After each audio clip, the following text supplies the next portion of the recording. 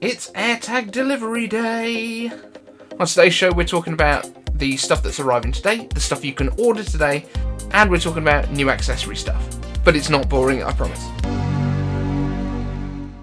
So today is AirTags and Purple iPhone 12 day, so if you pre-ordered fast enough, you should be having shiny new toys dropping on your doorsteps today, or hopefully being carefully handed to you in a safe, socially distanced way today. But on the same day, we'll also have new things to order too. So we have the now legendary iPad Pro with M1 inside, the new Apple TV with that new remote, which has a much anticipated feature that wasn't announced, but more on that later, and also Apple's new iMac 24-inch with the white bezels and all. And also Apple's new 24-inch iMac with M1 and white bezels and everything else. We'll also know finally what all the upgrades are going to cost. The iMac starts at $12.99 for a 256GB model with 2 Thunderbolt ports, no Touch ID and no Ethernet in the power adapter, or $14.99 with Touch ID, Ethernet and a couple of extra USB-C ports. From either of those you can jump to a 512GB SSD for $200, 1TB for $400, also bumping up the unified memory from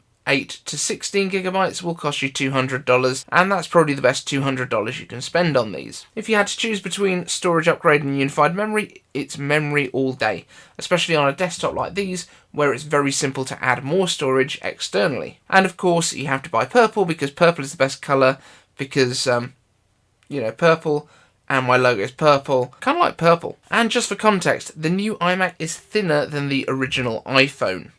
Just get your head around that. And it's 1.1mm thicker than your Apple Watch on your wrist. And I kind of assume that anyone watching this is probably wearing one, so they've got something to compare it to. Oh, and as I mentioned at the top of this show, everything that I've just mentioned is starting to ship from May the 21st, and you can order it today. This is based on metadata in Apple's own press release, which has since been changed. Next up, if you are planning to order that new iPad Pro in the 12.9-inch flavour, the old 12.9-inch Magic Keyboard actually works fine with it, despite rumours that the monsters in Apple's design team had heartlessly changed the 12.9-inch iPad Pro with M1 so that you would be forced to buy the new $350 Magic Keyboard. I know this because I've read it on the internet. Well, here's the real story. The new iPad Pro with M1 uses Apple's Liquid Retina XDR display, or Mini LED as we've called it for months and possibly years of anticipation. This display panel is a touch thicker, so it needs a little bit more room, and the overall device is about 0.5mm thicker. That is easily enough given Apple's precise tolerances that the Magic Keyboard itself won't close flat with the new version inside. And this is why Apple has released a new version to go with it. That being said, the old one is still perfectly good to use as a keyboard dock, and you can still charge your iPad Pro through it. All that you can't do is actually close it up to throw it in your bag. But you can close them separately, put them in together, and if you've got one, you probably don't need to replace it.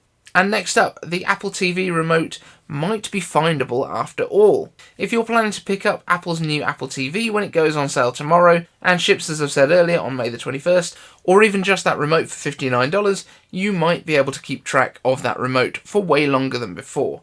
That's because one of these features that everyone had been hoping for the Apple TV remote didn't look like it was coming, but actually it might be. So once again, just like with the April event, Siri is giving the game away. What's she done this time? Well, if you ask Siri to find your Siri remote, you'll be told that there aren't any Siri remotes associated with your Apple ID. But if you ask about something that doesn't have Find My, like an Apple Pencil, you'll be told that those things don't work with Find My. Interesting. Now, this could be a hangover from development as a feature that was tested but not implemented, or there could actually be Find My integrated into the device.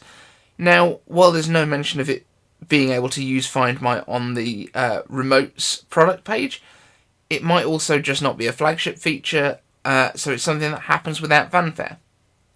That said, I wouldn't make the choice to buy this because it is completely unconfirmed at this point, but perhaps a likely feature, and there's certainly no reason to upgrade from the first to the second generation 4K Apple TV, as the performance is almost identical and you can get the remote itself separately. So let me know if you're planning to order anything today from Apple's new products that are going on sale. You've got iMac, you've got Apple TV, and you've got the iPad Pro. I know some of you guys have been excited about some of these products for quite some time, so let me know in the comments what you're getting, and let's get into some iCave answers. Vogue asks, iCave answers, do you have any thoughts on Linus' new Apple-focused channel MAC address? Because you don't seem to be the biggest LMG fan.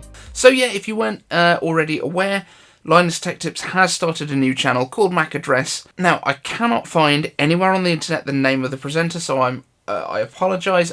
I'm sure they mentioned it in a WAN show at some point, but you might be able to tell from the fact that I know about the WAN show and I know about a bunch of other stuff. I'm not against Linus Media Group's stuff at all.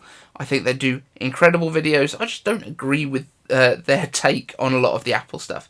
And actually, the Mac Address show that they've been doing has not even been that positive about Apple itself. It's kind of weird because it's still got a bit of a LTT kind of vibe to it. They're still a little bit skeptical about Apple products. The guy who's on there seems to be very knowledgeable, which is great. It's good that they've hired someone specifically for this show who is very kind of Mac oriented.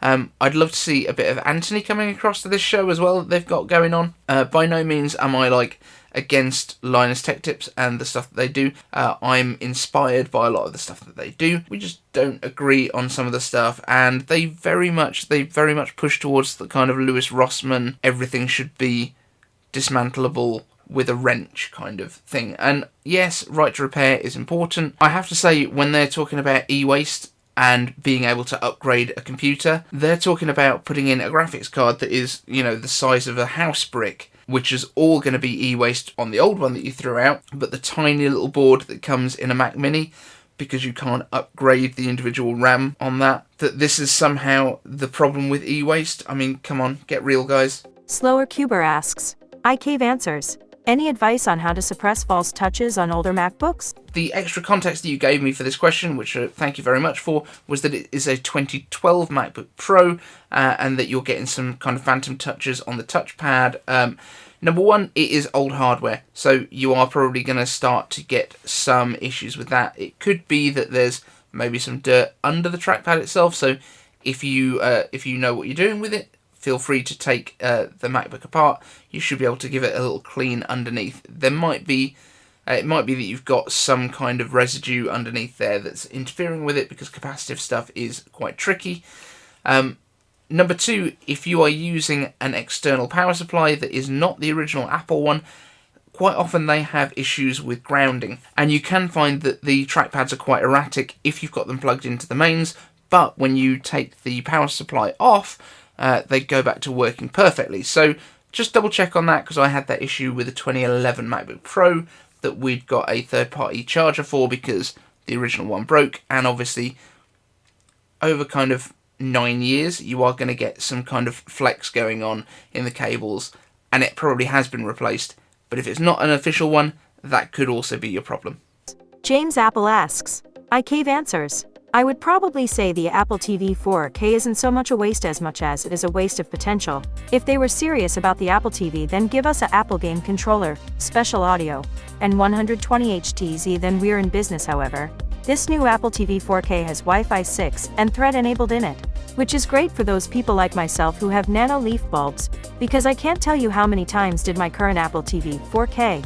I speak a command to Siri to turn off my lights, and she doesn't know what to do, and that's the frustrating part of it. I could see the OG HomePod revamped for a future. What do you think? So, a few bits to break down here. We've got the Apple TV, the new one that's just come out. This has been sitting on shelves, it seems, for quite some time, and it makes sense actually why it's been sitting on the shelf for a while, because I think they were just literally clearing as much of the previous stock as they had of the A10X version before they launched the A12, because it really doesn't make any difference to the product. They weren't waiting for this to come out in order to have a better product. They were waiting for this to come out when they'd run out of the old ones, from the looks of things. Now, the one thing that is a bit disappointing that they hadn't put out earlier is that remote, because that looks really cool. But yeah, this is not a performance upgrade. That's not what they've done here. They haven't added more power. The one thing that they might have is more support for the HDR stuff, because that's just able to be processed by that chip easier, but it's not about the speed, it's about the other kind of bits of IP that they add into it. In terms of the light stuff, I've really done very little with HomeKit, so I can't really advise you on that part. But on revamping the original HomePod. It would surprise me if something doesn't come out called HomePod, because otherwise HomePod Mini doesn't really make sense. It's like if they cancelled the main iPad line and kept the iPad Mini and still called it the iPad Mini. That really wouldn't make any sense. So hopefully there will be something else coming in the HomePod line fairly soon. I would hope that they put it out at maybe $200 instead of $350, because I think that would be a lot more compelling, even if it doesn't sound quite as good. But hopefully this kind of home hub thing, which is more kind of integrated with an iPad and things like that, maybe that's what they're going to come out with next. Who knows? This next question has actually been sitting in the inbox for like 2 weeks because YouTube thought it was spam. 2 weeks ago asks, iCave Answers. What is one Apple product you think that without it, Apple wouldn't be where it is today? Of course the iPhone, but what else? So I'm going to say instead of the iPhone, I'm going to say iPad. And obviously my channel originally started off by talking about iPad stuff. It wasn't about Apple in general, but then it became Apple in general because of Apple Silicon and basically putting iPad chips into Macs. But I've always been a Mac person, and I was trying to make this channel around iPads. But the iPad itself was developed before the iPhone. And this is not something that most people know about. Apple was wanting to make a tablet computer, and then they decided that they would use the same technology, the multi-touch and all the stuff they'd been developing, put it into the iPhone. The iPhone then came first. The iPad, I think, was launched just before the iPhone 4. So between the 3GS and the 4. It was the first product that actually had Apple Silicon inside. The first A4 chip went into the original iPad. The iPad 2 got A5, blah, blah, blah. So it went on like this.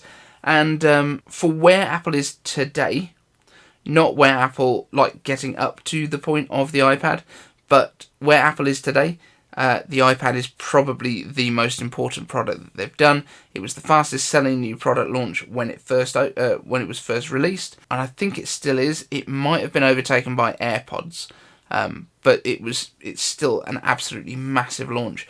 And I think the iPad itself it shows you a lot more about where the future of computing is going for Apple than anything in the iPhone or the Mac. So, iPad. Thank you so much for your questions, guys. If you've got a question you would like answered in a future show, hashtag iCaveAnswers down in the comments, and I will answer them in another show for you. Thank you so much for watching, and we'll see you in the next one.